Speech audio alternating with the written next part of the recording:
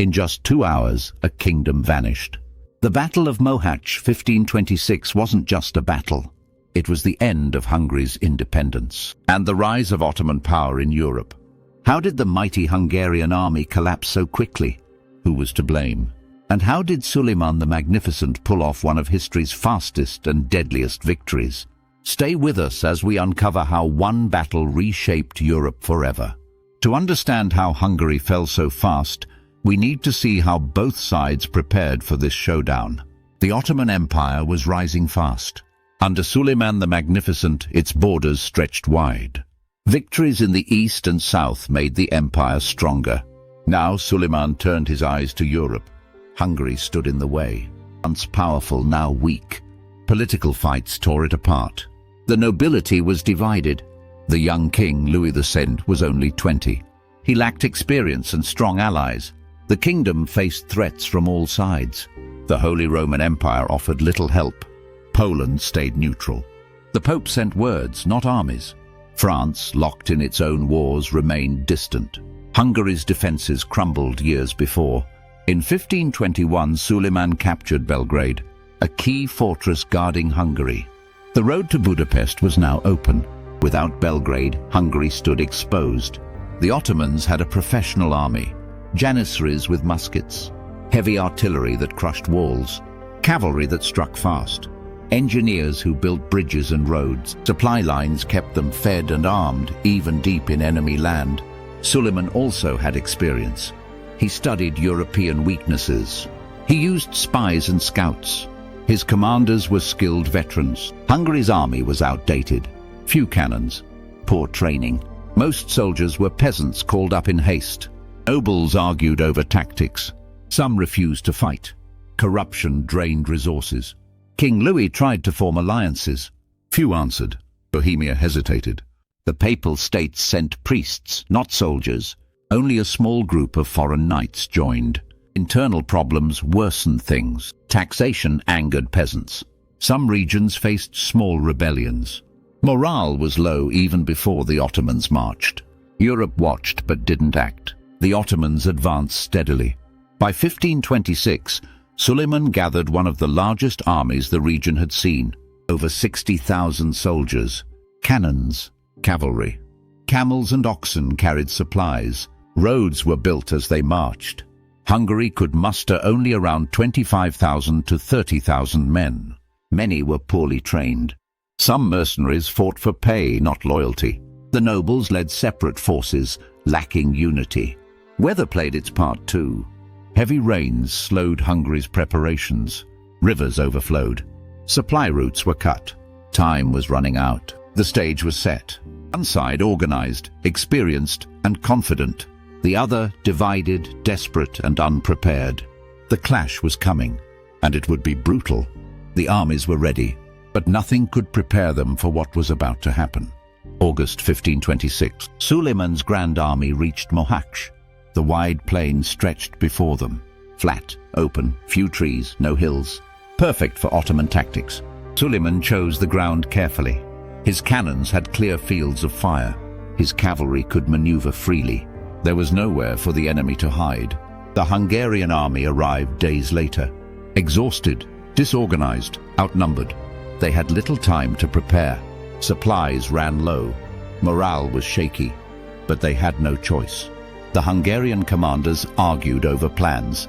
Some urged caution, others demanded attack. In the end, they chose to strike first. Delay would only allow Suleiman to bring up his full force. The morning of August 29th was damp and heavy. Thunderstorms threatened. The ground was soft from recent rains. Soldiers struggled to keep their footing. As the fog lifted, the Hungarians advanced. Their heavy cavalry, the armored knights, charged forward. Spears lowered. Hooves pounded like drums. The first shock slammed into the Ottoman vanguard. Janissaries in the front lines fell back. For a brief moment, hope flickered. Some Hungarian soldiers believed victory was possible. But Suleiman had prepared a deadly trap. Behind the first lines, Ottoman cannons waited. Hidden behind low ridges and shallow trenches, they opened fire. Thunderous blasts filled the air. Metal balls smashed into the charging knights. Horses and men were torn apart. Armor offered little protection against cannonballs. Smoke rolled across the battlefield. Visibility dropped. Confusion spread among the Hungarian ranks. Then the Sipahi, the Ottoman cavalry, struck, fast, precise. They flanked both sides of the Hungarian army. Their curved swords cut through exposed infantry. Panic followed. Lines broke. Groups became isolated. In the center, Janissaries advanced again, step by step, firing disciplined volleys of musket shots. Every shot found its mark. The Hungarian infantry, already disoriented, could not hold. Some units tried to regroup. They formed defensive circles, but the Ottomans closed in. Arrows rained down. Cannon blasts shattered their formations again and again. Commanders shouted orders. Drums beat frantically. Standards fell. Horns blew desperately, but it was too late. The Hungarian army collapsed into chaos. King Louis II stayed on the field, determined to fight. Surrounded by loyal knights, he tried to rally his forces, but his efforts failed. With defeat certain, Louis fled toward a small stream to escape. But the rain-soaked ground betrayed him. His horse slipped on the muddy bank. The young king was thrown into the water and drowned. His body was found days later, crushed under the weight of his armor. The battle ended in less than 2 hours. Over 14,000 Hungarians lay dead, nobles, knights, and common soldiers alike. The plain of Mohacs was silent. Bodies covered the ground.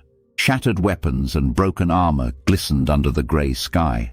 Blood mixed with mud. Smoke from burning wagons drifted for hours. Among the fallen were many of Hungary's most powerful lords. The entire leadership class was nearly wiped out. Suleiman walked the battlefield afterward, calm, victorious. His army suffered few losses.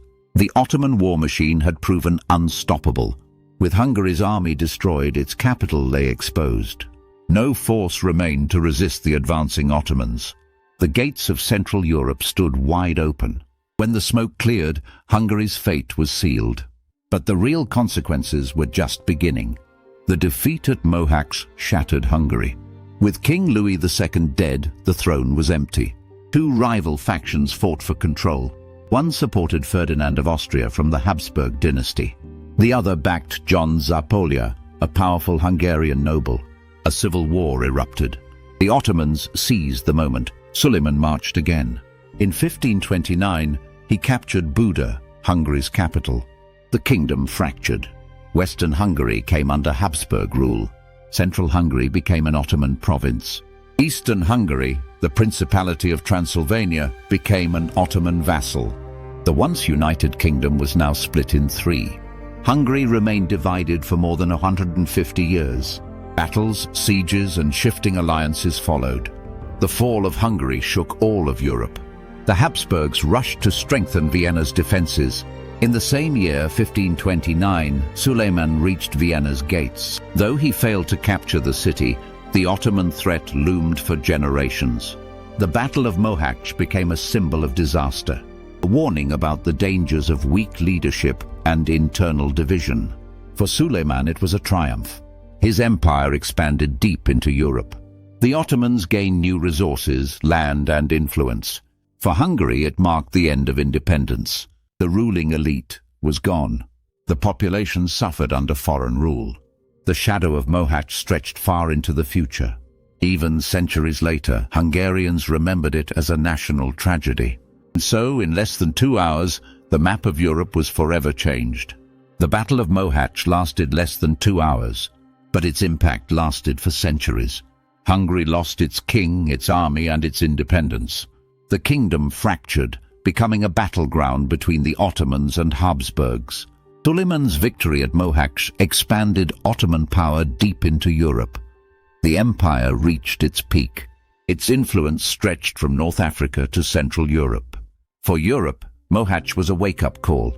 Disunity, poor leadership, and slow responses had opened the door to disaster. For Hungary, it was more than just a defeat.